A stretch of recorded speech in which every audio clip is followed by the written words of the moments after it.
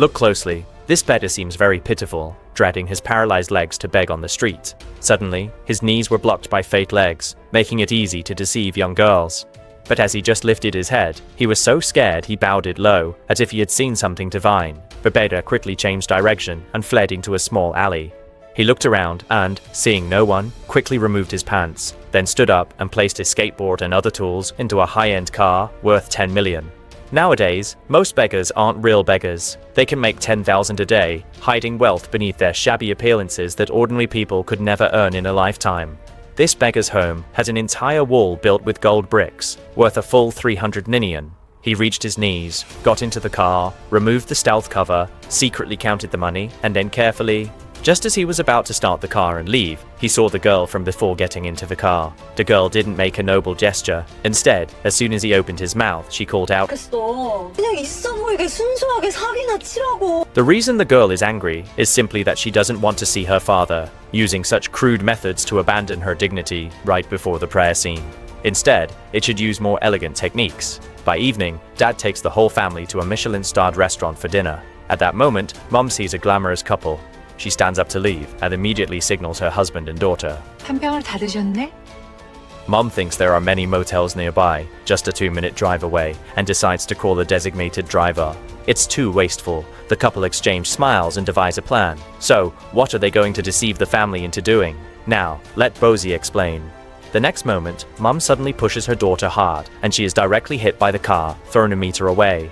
The drivers are the same couple who had been drinking earlier. Mom immediately exclaims, "My precious Pearl, please don't get hurt."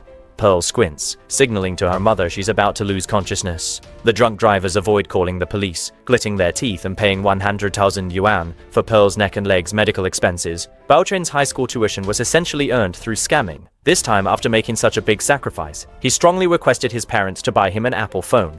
But his mother said no. The richer you are, the more miserly you become. She taught her daughter to always keep a low profile. In case someone discovers she's a scammer, she'll go it alone. Genju's small fan group smashed the car roof, causing her dad to immediately stop the car. Then, leaning on a cane, limping, she was about to go to the police station to expose her parent as scammers. Her dad is a woman-adoring maniac. After chasing her daughter from behind and promising to buy the phone, Genju finally laughed, shoved her cane into her dad's arms, threw away the neck brace that fixed her cervical spine, and now no longer lacks legs either. My back doesn't hurt anymore. I can climb 6 floors in one breath since my family is into scams. They handle this type of scam effectively. As documentary filming, considering it a reasonable way to earn acting fees. By the next night, Dad started his old trade again, pretending to be a beggar. But he was targeted by 2 street thugs. He was forced to expose his intact legs under his leather pants, and the thugs took all his money. Passers-by took out their phones to record, exposing the beggar's ugly face. She ordered him to return everyone's money. After school, Pearl happened to witness this scene and was about to step forward to take her dad away. Suddenly, a woman wearing glasses approached her dad with a worried expression and said, "Pastor, how could you do this behind our backs? The bystanders have no idea what's going on." The woman with glasses claimed she was a benevolent person who disguised herself as a beggar to care for displaced children and the elderly in Liuli. When passers-by thought about what the folk had just done, it created a stark contrast with the currently kind-hearted pastor, causing them to shed tears. Meanwhile, this was yet another new scam flourishing in the age of rampant social media. Becoming famous is easy today. Did Pearl's dad become an overnight sensation? The woman with glasses, called Snake Sister, used the opportunity to promote the pastor online. She used her own money to send impoverished children to college. Pearl's dad became a benevolent figure, earning $1 million in traffic revenue shares and garnering over 10,000 happy followers. Snake Sister had him use his influence to deceive followers into buying fake real estate projects. However, he first had to hand over the money as an example and the $1 million in revenue shares. He surrendered his entire gold brick wall, with Pearl's dad relinquishing everything. In the end, Snake Sister boarded a plane and vanished. Still didn't forget to call the police, making Pearl's father a scapegoat and sending him to prison. The deceived followers come knocking daily for debts, making Pearl extremely angry. He didn't attend college, determined to become a top con artist by disguising daily with different identities to scam, often masquerading as a flight attendant. He pretended to be blind and a fan, then waited to seek revenge on Sister Snake. 3 years later, Sister Snake returned to the country. She returned to her old profession, this time as a sales representative for a medical company, selling various health supplements specifically to deceive elderly people who fear they won't live to 100. Pearl cut her hair short to disguise herself as a VIP member of the medical company, then followed Sister Snake all the way to her office, and waited until Sister Snake left. Pearl took out a $2 tape measure, extended it to 10 centimeters, inserted it into the door crowd, and with a swipe up and down like using a card, she opened the door lock. Pearl was there to find criminal evidence and located a safe. Just as she was entering the password, the door suddenly opened, and Pearl immediately hid under the table. Sister Snake came to get a scarf. Pearl thought she would leave after taking it, but the next second, as she pulled out the chair, Pearl's heart was racing so fast it felt like it might burst from her throat. She saw her take the lipstick from the table and leave the office. Unable to open the safe, Pearl had no choice but to retreat for now. As she stepped out, Pearl collided with the company's accountant, his piercing gaze intense. She said he sought Miss Snake's advice on success secrets. The accountant seemed suspicious, sensing something was off. Just as Pearl was about to leave, he suddenly called her back. Pearl sensed his flirtatious tone and gave a coquettish glance. She promptly invited the accountant to a late-night bar for drinks, and his eyes lingered on her. Taking the opportunity, Pearl made a proposition, saying she was a bank employee facing the risk of being directly fired if she couldn't secure a deposit of 100 neon. She added that if the accountant was willing to help, he could do whatever he wanted once she stayed. The accountant was enticed by her beauty, and the two instantly hit it off. The next morning, Pearl's partner, Fat Brother, disguised himself as a bank manager and went to the bank with valuables to make a transfer, unaware that it was a fake bank setup just the night before. All employees were extras, paid 100 yuan daily, and posters were only recently put up. The result didn't stick and fell off, merely being spotted by finance as wrong. However, the president is Pearl's mother, who runs a moonshark company and is very familiar with banking operations. The finance department handed the transfer documents to the president, who then passed them to Fat Brother. Although Fat Brother appeared calm, as soon as he left, he immediately rushed to a real bank.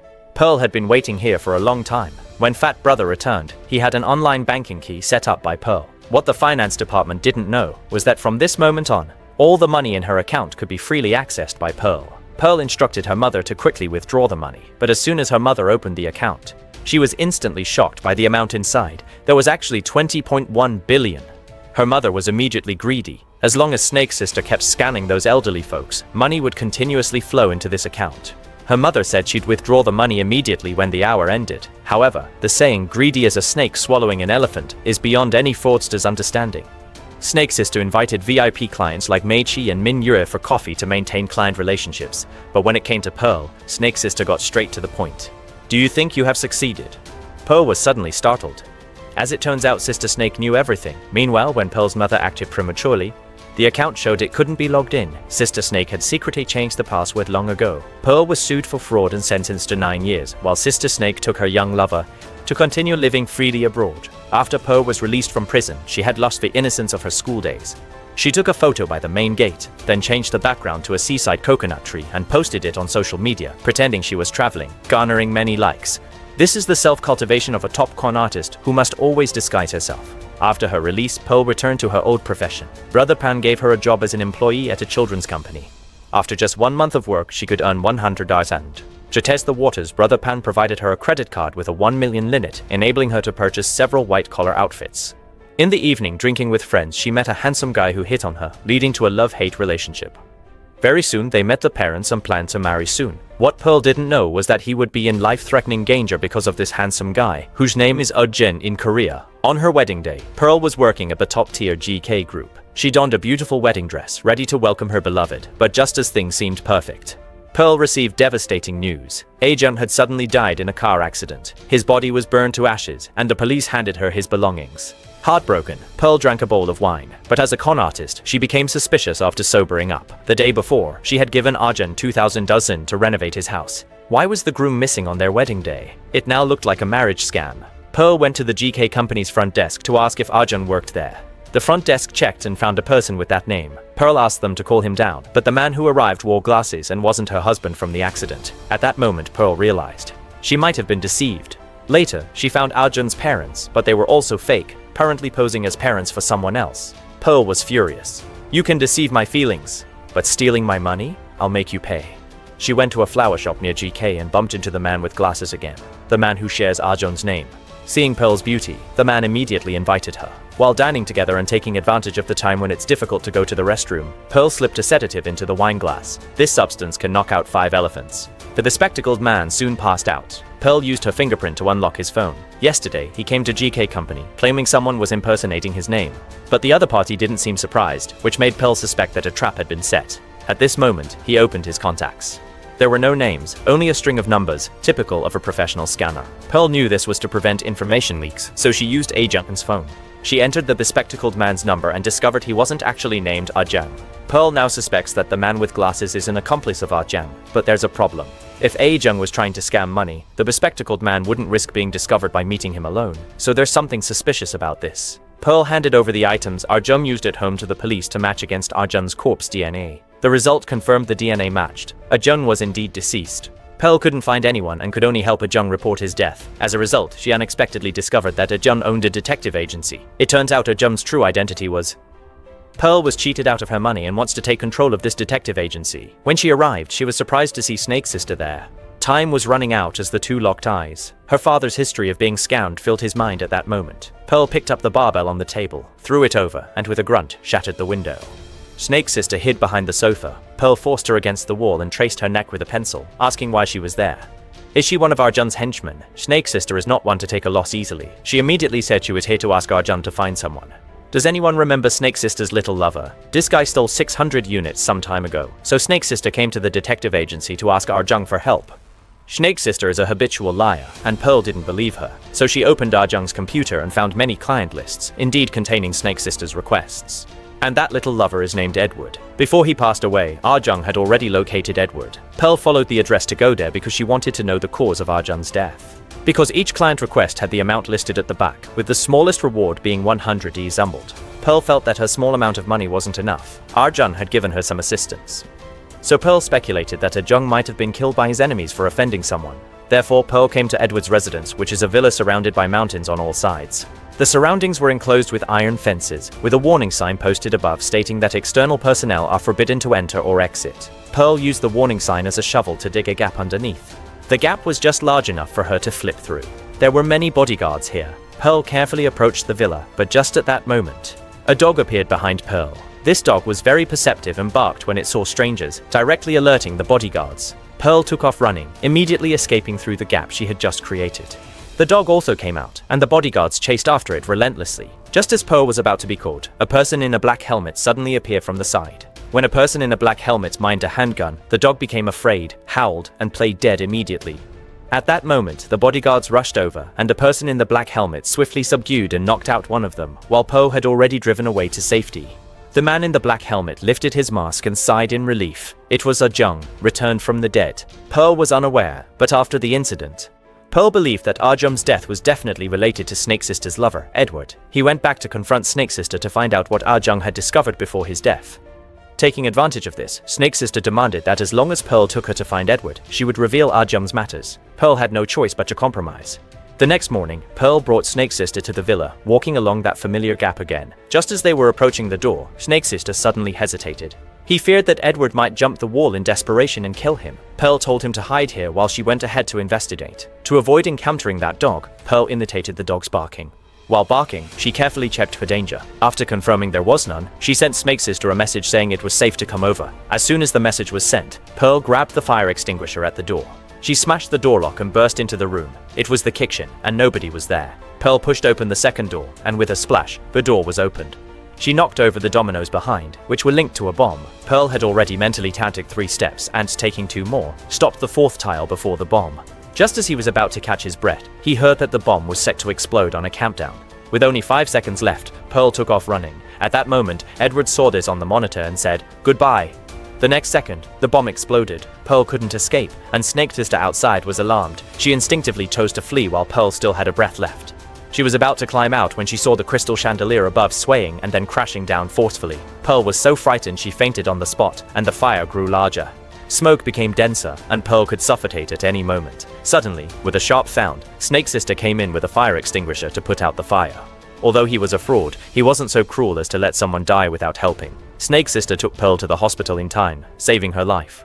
Edward noticed the two had escaped and sent someone to the hospital to hunt them. Little did he know Snake Sister's 6th sense had already fled with Pearl. He knew that if Edward missed once, he would retaliate by biting him to death. The two ran to the parking lot, and just as Snake Sister was getting into the car, her henchman dragged her out.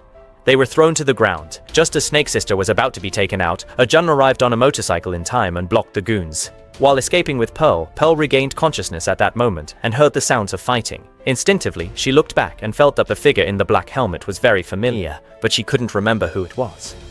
After this attempt, Pearl almost gave Snake Sister her life, so Snake Sister no longer kept it hidden and told him about Arjun's matter.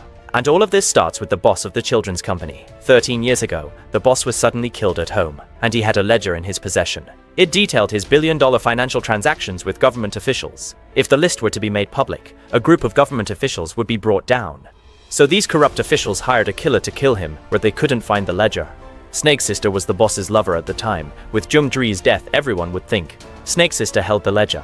Edward, an intelligence investigator for GK Group, was tasked with retrieving it and encountered Snake Sister as she prepared to flee. Edward, in order to obtain the ledger, helped Snake Sister fake her death to evade the hunt. And Snake Sister, to repay the favor, indeed gave him the ledger. Edward saw no future as a shadow and resigned. Together, they guarded the ledger. Thanks for watching. See you next time. He quickly covered their tracks and formed a fraud ring, swindling over 60 billion. In the end, Edward stole all the money and planned to take the ledger to blackmail a corrupt official. He infiltrated as a government official and sent people to hunt Sister Snake, trying to eliminate her second lover who knew the ledger's location. So, Sister Snake approached Arjun, who was also a shadow member of GT. He helped Sister Snake evade the chase and then, based on the killer's whereabouts, located the bar where Edward often frequented. At that particular time, in order to avoid any chance of alerting the enemy forces, he casually flirted with a girl named Pearl. However, he never expected to find himself falling in love at first sight. Even with a girl he liked, Arjun didn't forget his work. That night, at the dead of night, he armed himself completely. He arrived at Edward's villa, threw a grappling hook up, then climbed into the villa using the rope. Arjun did this to find the ledger. It was his mission as a shadow member. Arjun inserted the monitoring USB from the study into his phone, discovered the ledger's location, and deduced the correct password based on where Edward entered it. Then he opened the safe and obtained the ledger inside. But at that moment, footsteps sounded at the door. Arjun quickly took a photo of the ledger. As a result, the grappling hook suddenly came loose, causing Arjun to fall, which drew Edward's attention. He abruptly opened the window, but saw no one. Arjun had just timely dodged to a corner. He thought he had luckily escaped, but little did he know the villa was covered with surveillance, and Edward recognized him at a glance. Because both of them had previously worked together at GK, the man in black was Arjun. Edward was also Arjun's mentor, so he was very familiar with Arjun's appearance. The next day was the wedding. Edward dispatched hitmen to chase and kill Arjun. Arjun hurriedly ran back to his previous residence, intending to keep the ledger by his side. He saw his assistant was killed and the USB drive with ledger photos hanging from his neck missing. Arjun tried to revive him quickly, but the assistant had already stopped breathing. Arjun feared that Edward might target Pearl because of him, so he secretly returned home to eliminate all traces of his own DNA. Then he placed the assistant's hair and saliva, and proceeded to take the assistant's corpse and drove to a deserted highway exit in the suburbs. He tied the gear shift with a plastic rope on the slope, filled the car with gasoline, started the engine, propped the gas pedal with a wooden stick, and then pulled the rope. The car suddenly broke through the guardrail, crashed below the cliff, and exploded into flames.